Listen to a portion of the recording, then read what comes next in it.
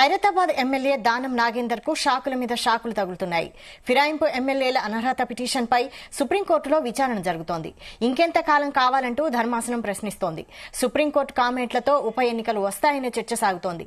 దీంతో jumping ఎమ్మెల్యేల్లో tension కనిపిస్తోంది.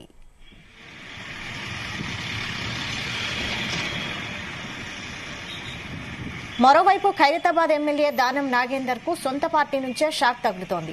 ఆయనకు వ్యతిరేకంగా ఖైరతాబాద్ కాంగ్రెస్ నేతలు ఏకమయ్యారు. ఉప ఎన్నిక వస్తే కాంగ్రెస్ పార్టీ టికెట్ దానం నాగేందర్ కు ఇవ్వొద్దని డిమాండ్ చేస్తున్నారు. దానంకు వ్యతిరేకంగా ఏకంగా ఫ్లెక్సీలు వేశారు. ఉప ఎన్నిక అనివార్యమైతే దానం నాగేందర్ కు కాకుండా రాజు యాదవ్ కి టికెట్ కేటాయించాలని ఖైరతాబాద్ నియోజకవర్గంలో ఫ్లెక్సీలు ఏర్పాటు చేశారు. తనకు వ్యతిరేకంగా ఫ్లెక్సీలు వేయడం నాగేందర్ మండిపడుతున్నారని తెలుస్తోంది.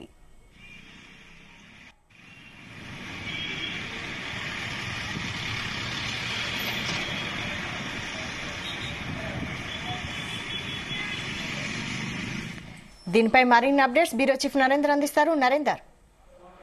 రైట్ వైశాలి, ఖైరతాబాద్ ఎమ్మెల్యే దానం నాగేందర్ కు షాక్ల మీద షాక్లు తగ్గుతున్నట్లు అర్థమవుతుంది.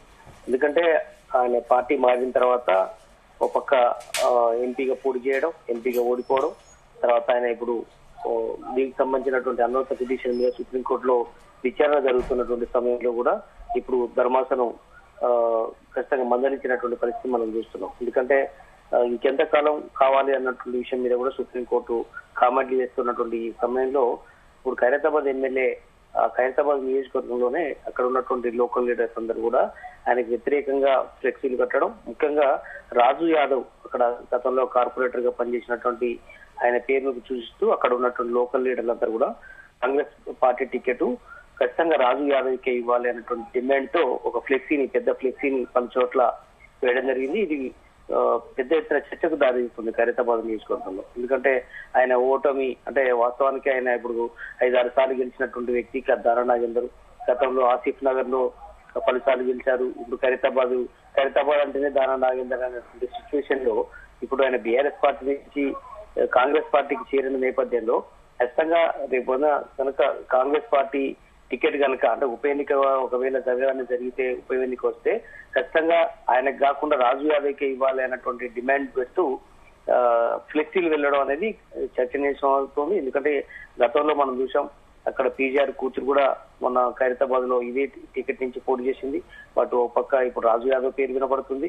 ఇద్దరు కూడా రాజు యాదవ్ కి టికెట్ ఇవ్వాలి అన్నటువంటి డిమాండ్ పెడుతూ అక్కడ ఉన్నటువంటి లీడర్లు అందరూ కూడా, ఎందుకంటే మనం ఆయన మొన్నటిదాకా టీఆర్ఎస్ లో దానం నాగేందర్ ఉండేది 2 పర్యాయాలు, తర్వాత ఆల్ ఆఫ్ సడన్ గా ఇటు పార్టీ ఫిరాయించారు. ఆయనతో పాటు 10 మంది ఎమ్మెల్యేలు, కొంతమంది ఎమ్మెల్సీలు వెళ్లారు. దీనికి వ్యతిరేకంగా ఇప్పటికే బీఆర్ఎస్ లీగల్ టీం పెద్ద ఎత్తున ఫైట్ చేస్తుంది. హైకోర్టుకు వెళ్ళింది, దాని తర్వాత స్పీకర్ ని కలిశారు, దాని తర్వాత ఇప్పుడు సుప్రీంకోర్టుకు వెళ్లారు. సుప్రీంకోర్టులో కూడా ఆయనకు కొంత నెగిటివ్ వాతావరణం నేపథ్యంలో సుప్రీంకోర్టు కూడా మందలిస్తున్నటువంటి నేపథ్యంలో ఖచ్చితంగా ఇట్లాంటి వ్యవహారం, ఎందుకంటే ఆయన మొన్న మరీ అడిగి ఎంపీ టికెట్ తీసుకున్నారు. ఎంపీ టికెట్లు గెలిచడం విషయం పక్క పెట్టేస్తే ఆయన ఓటమి భారీ తేడాతో ఓటమి చెందాడు.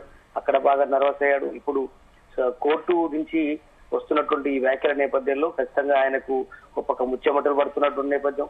ఒకవేళ ఉప ఎన్నికలు కనుక వస్తే ఖచ్చితంగా ఆ టికెట్ ఆయనకు కాకుండా వేరే వాళ్ళకి ఇవ్వాలని సొంత పార్టీ నేతలే అక్కడ ఉన్నటువంటి కార్పొరేటర్లు కావచ్చు, సీనియర్ లీడర్లు అంటే పార్టీ జెండా మోస్తూ దాదాపు 30-40 ఏళ్ల నుంచి ఉన్నటువంటి ఖైరతాబాద్ నియోజకవర్గంలో ఉన్నటువంటి చాలా ప్రాంతాల వాసులు ఆయనకు యాంటీగా ఈ రకమైనటువంటి ఫ్లెక్సీలు పెట్టడం అనేది ఖచ్చితంగా కాంగ్రెస్ పార్టీలో మింగుబడే అంశం. ఖచ్చితంగా దానం నాగేందర్ దీని మీద ఎలా రియాక్ట్ అవుతాడో చూడాల్సిన అవసరం ఉంది. ఈ విషయం ఇప్పటికే ఆయన దృష్టికి వెళ్ళినట్టుగా కూడా తెలుస్తోంది. బట్ ఖైరతాబాద్ ఎమ్మెల్యేగా ఉన్నటువంటి ఆయనే దీని మీద ఎట్లాంటి వ్యాఖ్యలు చేస్తాడు, వాళ్ళు మందలిస్తాడా లేదంటే ఏందనేది చూడాల్సిన అవసరం ఉంది. ఎందుకంటే నిన్నటి వరకు టీఆర్ఎస్ పార్టీలో ఉండి ఆలోచించడం, ఎందుకంటే ఆయన ఇంకా కూడా నేను కాంగ్రెస్ పార్టీలో అఫీషియల్ గా జాయిన్ కాలేదు, ఇంకా నాకు కేసీఆర్ అంటేనే ప్రేమ అన్నట్లు చర్చ పెద్ద ఎత్తున ఆయన తీసుకొస్తున్నాడు. ఇదే సమయంలో బీఆర్ఎస్ ఎమ్మెల్యేలు కూడా చాలా చోట్ల అసెంబ్లీ లాబీలో కూడా చెప్తున్నట్టుగా విన్నాం. ఎందుకంటే పోయినా నాకు అదే ఉపయోగం లేదు, నేను మళ్ళీ రిటర్న్ వచ్చే అవకాశం ఉంది అన్నట్టు కూడా పార్టీలో కొంతమందితో చెప్పినట్టుగా విన్నాం. కనుక ఇలాంటి తరుణంలో ఉప ఎన్నికలు కనుక వస్తే ఖచ్చితంగా ఆయనకు పెద్ద ఎత్తున నెగిటివ్ అయ్యే అవకాశం అయితే కనిపిస్తుంది. ఈ ఏదైతే ఫ్లెక్సీలు వెళ్ళవడం ఇది ఖచ్చితంగా ఆయనకు బాగా ఇంపాక్ట్ పడే అవకాశం అయితే కనిపిస్తుంది. Right, thank you Narender.